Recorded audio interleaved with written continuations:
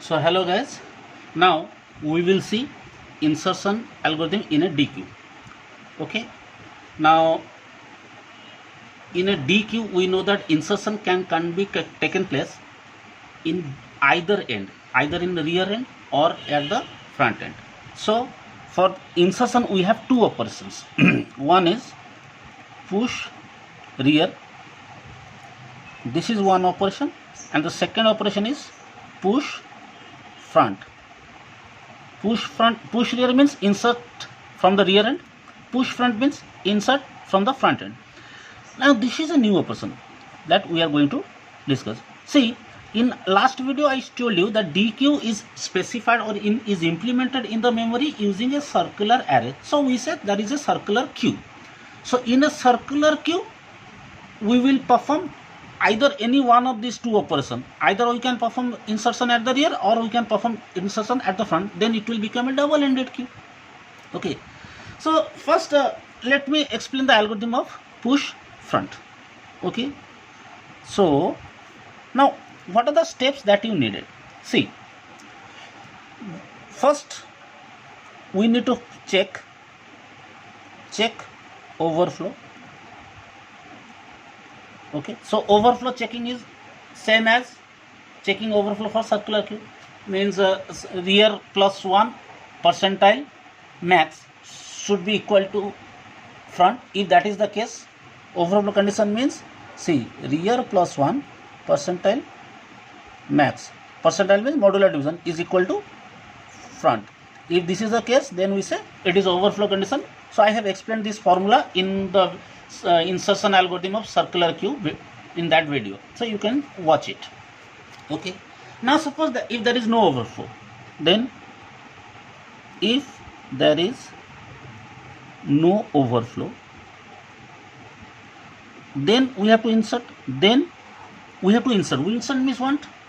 Change value of front. Now value of front should be changed. How? What should be the value of front? See, this is a circular queue. Okay, now how can I change the value of front? Now usually when you insert from the front end, the value of front should be decremented. See, suppose this is my queue. There are different alternative cases. I'll explain each of them. Now suppose right now the queue is empty. If queue is empty, the value of front equal to 0 and value of rear equal to 0. So in an empty queue, when we insert any item, that same item will be front, the same item will be rear. Okay, so that front equals should be set as 1, rear will be set as 1. So that we will not examine that first, because we are trying to insert in the front. We have to verify that what is the current value of front. Now let me explain that. Suppose after performing some insertion deletion, this is the state of the queue. Let's say 20, 30, 40, and this one is my rear and this one is my front. Okay, front. Now at this juncture 3, 4, 5 and 1, 2. Now I don't want to insert from the rear end. I want to insert from the front end. So right now front is 3. So if I will insert, then value of front should be decremented by 1, so that it will point to here and we can insert a new element. Okay, so if I am inserting a new element from the rear end, now rear is 5, and since it is a circular, I have to make rear equal to 1. So I am not saying I am not inserting from the rear end, I am inserting from the front end. So at this juncture the front should be set as -1. Okay guys. Okay, now usually the value of front should be changed. Okay, now let us assume there is a different case.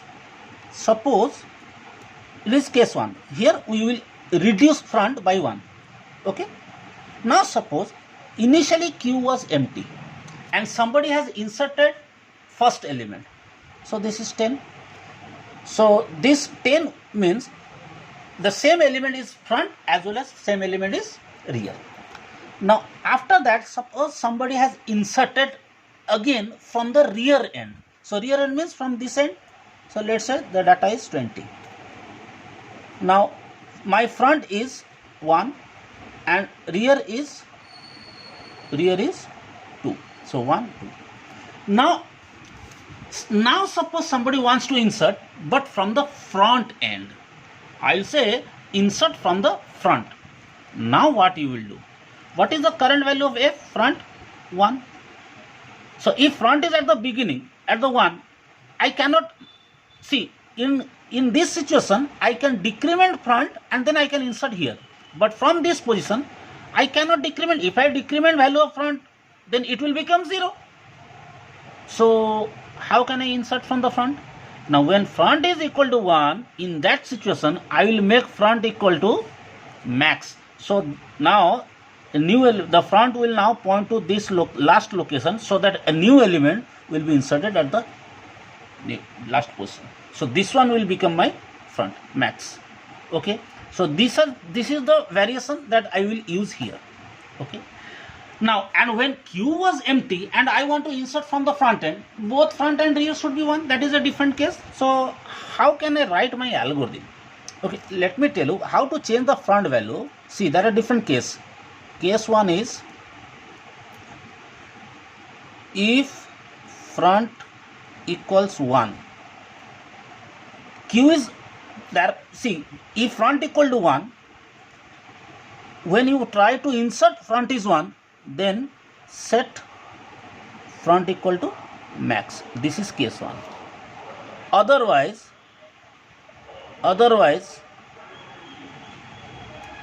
if front equals to 0, so when front equal to 0, then the Q was empty. So Q was empty means you have to set front equals front plus 1, or you can directly write, or you can write front equal to 1. So when you are saying front equal to 1, then rear should be made also 1, because when front is 0, both front and rear should be 0 because Q was empty. Okay, otherwise means neither of these criteria satisfies. In any other situation I should decrement front and then I will have to store some value. Okay, otherwise front equal to front minus 1 and then put the data at the front position. So this is how I can change the front. And step 3, this is step 1, this is step 2. Okay, and in the step 3, store data at Q of front. Okay, so these are the 3 steps that you should perform while inserting an element in the front end. Okay, so how can I write the algorithm? So I am writing the algorithm here. Push underscore front. Push front means let us push insert from the front end. What are the elements that you have to pass? What are the information that you should pass? Q. Q means the array where we implemented the Q. Then we need to pass front, we need to pass rear, we need to pass maximum size, and then item. Item means the data that you want to store.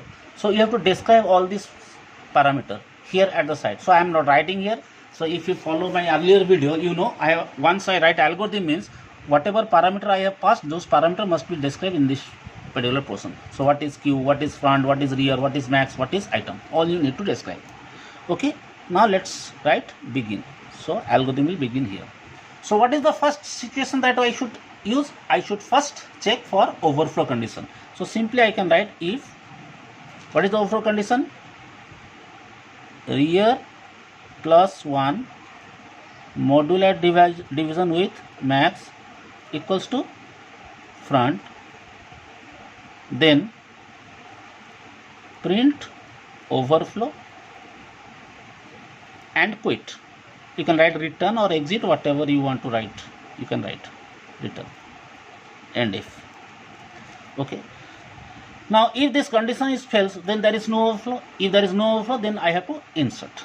Okay, so we will insert at the front end, so we have to change the value of front, then we can store. So there are different alternative cases of front, so you have to examine all these things. So first let us examine if front equals to 0. So if this is the case, then definitely rear would be also 0. So that means Q was empty. So whenever I insert, that will be my first element. So in that case, both front and rear should be set as 1. Then set front equals to 1 as well as rear equals to 1, because that will be my first element. Else, if front is not 0, then say if front is equals to max. So because if front is if front is equal to 1, now already there is an element in the index 1. Okay, so index 1 contains some data. Here see 10, and there might be, after that there might be some other data which we call rear. Now when we want to insert in the front, because it is a circular, we can set front equal to max. Okay, so you'll see front equal to 1, then set front equal to max. So it becomes circular, so new data will be stored at the max position. Else, otherwise you should reduce front equal to front minus 1. So end of if. Okay, so now the front has been updated with this. Once the front is updated, then you should set the item. So how can we set the item? Q of front equal to item. So now item is stored. Okay, then finally you can write end.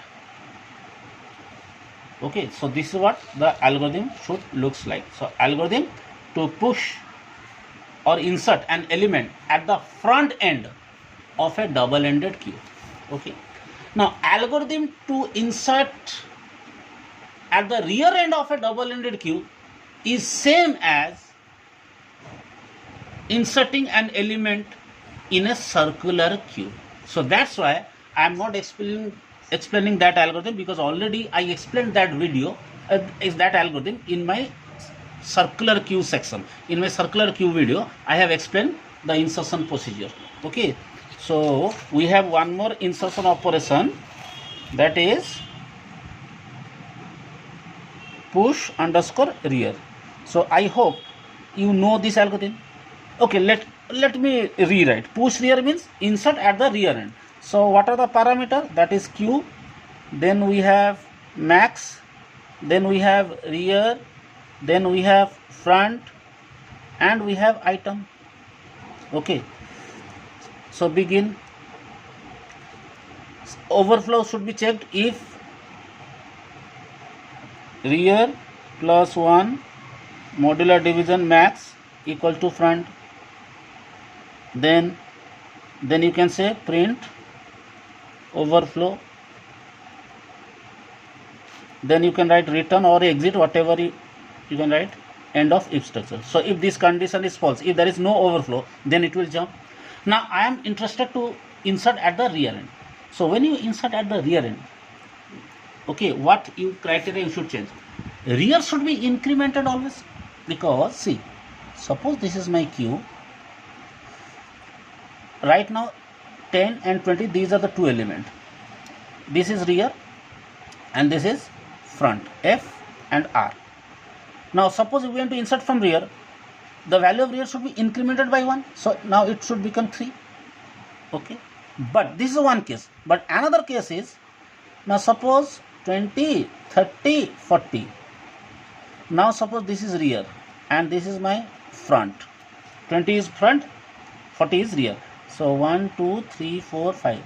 Now here if you want to insert, then you cannot increment rear. If you increase rear as 6, it will become 6. So it will be on the size of the array. So in this case, the rear should be set as 1. So when rear is reached max, then it should be set as 1. Then we can insert.